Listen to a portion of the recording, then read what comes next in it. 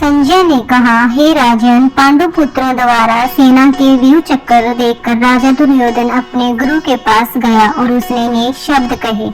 धृतराष्ट्र जन्म से अंधा था, दुर्भाग्यवश वह आध्यात्मिक दृष्टि से भी वंचित था। वह यह भी जानता था कि उसी के समान उसके पुत्र भी धर्म के मामले में अंधे हैं और उसे विश्वास था कि वे पांडवों के साथ कभी भी समझौता नहीं कर पाएंगे, क्योंकि पांचों पांडव जन्म से ही पवित्र थे। फिर भी उसे तीर्थ स्थान के प्रभाव के विषय में संदेह था।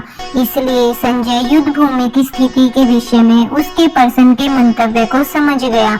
अतः वह निराश राजा को प्रोत्साहित करना चाह रहा था। उसने उसे विश्वास दिलाया कि उसके पुत्र पवित्र स्थान के प्रभाव में आकर किसी प्रकार का समझौता करने नहीं जा रहे हैं। उसने राजा को बताया कि उसका पुत्र दुर्योधन पांडवों की सेना को देखकर तुरंत अपने सेनापति द्रोणाचार्य को वास्तविक स्थिति से अवगत कराने गया। यद्यपि दुर्योधन को राजा कहकर संबोधित किया गया है, तो भी स्थिति की गंभीरता के कारण उसे सेनापति के पास जाना पड़ा। अतः दुर्योधन राजनीतिक बनने के लिए सर्वथा उपयुक्त था, किंतु जब उसने पांडवों की व्यू रचना देखी तो उसका यह कूटनीतिक व्यवहार उसके भय को छिपा न पाया। हे आचार्य, पांडव पुत्रों की विशाल सेना को देखे, जिसे आपके बुद्धिमान शिष्य द्रुपद के पुत्र ने इतने कौशल से व्यवस्थित किया है। परम राजनीतिक दुर्योधन महान ब्राह्मण सेनापति द्रोणाचार्य के दोषों को इंगित करना चाहता था। अर्जुन की पत्नी द्रौपदी के पिता राजा द्रुपद के साथ द्रोणाचार्य का कुछ राजनीतिक झगड़ा था। इस झगड़े के फलस्वरूप द्रुपद ने एक महान यज्ञ संपन्न किया, जिससे उसे एक ऐसा पुत्र प्राप्त होने का वरदान मिला जो द्रोणाचार्य का वध कर सके। द्रोणाचार्य इसे भली भांति जानता था, किंतु जब द्रुपद का पुत्र धृष्टद्युम्न युद्ध शिक्षा के लिए उसको सौंपा गया तो द्रोणाचार्य को उसे अपने सारे सैनिक रहस्य प्रदान करने में कोई झिझक नहीं हुई।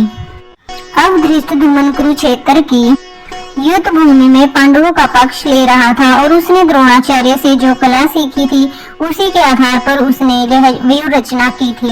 दुर्योधन ने द्रोणाचार्य की इस दुर्बलता की ओर इंगित किया, जिससे वह युद्ध में सजग रहे और समझौता न करे। इसके द्वारा वह द्रोणाचार्य को यह भी बताना चाह रहा था कि कहीं वह अपने प्रिय शिष्य पांडवों के प्रति युद्ध में उदारता न दिखा बैठे। विशेष रूप से अर्जुन उसका अत्यंत प्रिय एवं तेजस्वी शिष्य था। दुर्योधन ने यह भी चेतावनी दी कि युद्ध में इस प्रकार की उदारता से हार हो सकती है।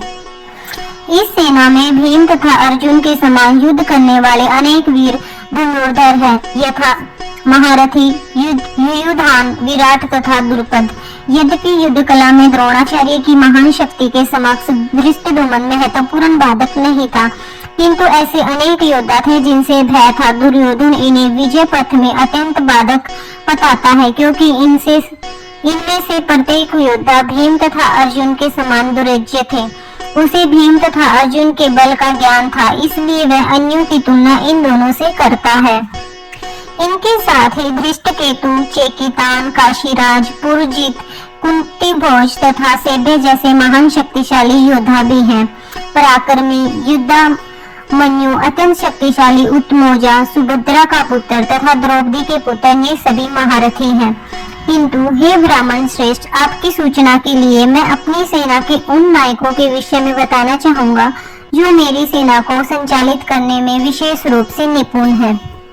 मेरी सेना में समय आप भीष्म, कर्ण, कृपाचार्य, अश्वत्थामा, विकर्ण तथा सोमदत्त का पुत्र भूरिश्रवा आदि है, जो युद्ध में सदैव विजयी रहे हैं। दुर्योधन उन अद्वितीय युद्ध वीरों का उल्लेख करता है जो सदैव विजयी होते रहे हैं।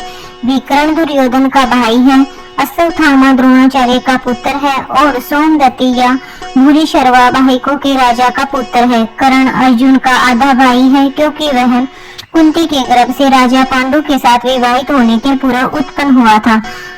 कृपाचार्य की जुड़वा बहनें द्रोणाचार्य को ब्याही थी। ऐसे अन्य अनेक वीर भी हैं जो मेरे लिए अपना जीवन त्याग करने के लिए उद्यत हैं।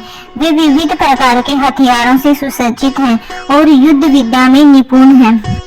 जहाँ तक अन्यों का यथा जयद्रथ, कृतवर्मा तथा शल्य का संबंध है। वे सब दुर्योधन के लिए अपने प्राणों की आहुति देने के लिए तैयार रहते थे। दूसरे शब्दों में यह पूर्व निश्चित है कि वह अब पापी दुर्योधन के दल में सम्मिलित होने के कारण कुरुक्षेत्र के युद्ध में मारे जाएंगे। निसंदेह अपने मित्रों की संयुक्त शक्ति के कारण दुर्योधन अपनी विजय के प्रति आश्वस्त था। हमारी शक्ति अप्रिमेय है और हम सब पितामह द्वारा भली भांति संरक्षित हैं, जबकि पांडवों की शक्ति भीम द्वारा भली भांति संरक्षित होकर भी सीमित है। तात्पर्य, यहाँ पर दुर्योधन ने तुलनात्मक शक्ति का अनुमान प्रस्तुत किया है। वह सोचता है कि अत्यंत अनुभवी सेनानायक भीष्म पितामह के द्वारा विशेष रूप से संरक्षित होने के कारण उसकी सशस्त्र सेनाओं की शक्ति अप्रिमेय है।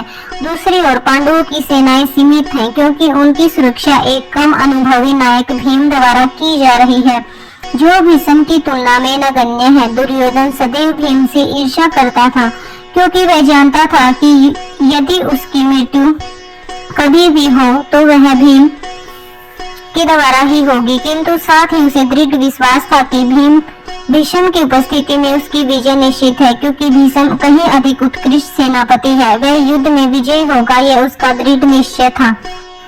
अतएव सैन्य व्यूह में अपने अपने मोर्चों पर खड़े रहकर आप सभी भीष्म पितामह को पूरी सहायता दें।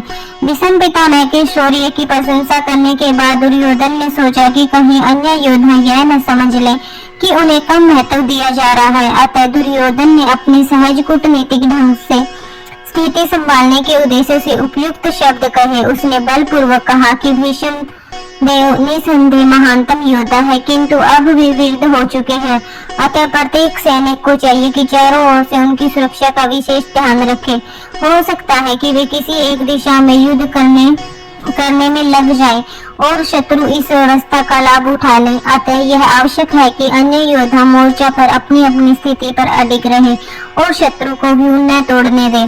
दुर्योधन का पूर्ण विश्वास था कि कुरुओं की विजय भीष्म देव की उपस्थिति पर निर्भर है। उसे युद्ध में भीष्म देव तथा द्रोणाचार्य के पूर्ण सहयोग की आशा थी, क्योंकि वह अच्छी तरह जानता था कि इन दोनों ने उस समय एक शब्द भी नहीं कहा था। जब अर्जुन की पत्नी द्रौपदी की असहाय अवस्था में भरी सभा में नग्न किया जा रहा था और जब उसने उनसे न्याय की भीख मांगी थी, यह जानते हुए भी कि उन दोनों सेनापतियों के मन में पांडवों के लिए स्नेह था, दुर्योधन को आशा थी कि वे इस स्नेह को उसी तरह त्याग देंगे जिस तरह उन्होंने दूत क्रीड़ा के अवसर पर किया था। तब कुरुवंश के वयोवृद्ध परम प्रतापी एवं वृद्ध पितामह ने सिंह गर्जना की सी ध्वनि करने वाले अपने शंख को उच्च स्वर से बजाया, जिससे दुर्योधन को हर्ष हुआ। कुरुवंश के वयोवृद्ध पितामह अपने पुत्र दुर्योधन का मनोभाव जान गए और उसके प्रति अपनी स्वाभाविक दयावश उन्होंने उसे प्रसन्न करने के लिए अत्यंत उच्च स्वर से अपना शंख बजाया, जो उनकी सिंह की समान स्थिति के अनुरूप था। अप्रत्यक्ष रूप में शंख के द्वारा प्रतीकात्मक ढंग से उन्होंने अपने हताश पुत्र दुर्योधन को बता दिया कि उन्हें युद्ध में विजय की आशा नहीं है, क्योंकि दूसरे पक्ष में साक्षात भगवान श्री कृष्ण हैं। फिर भी युद्ध का मार्गदर्शन करना उनका कर्तव्य था और इस संबंध में वे कोई कसर नहीं रखेंगे।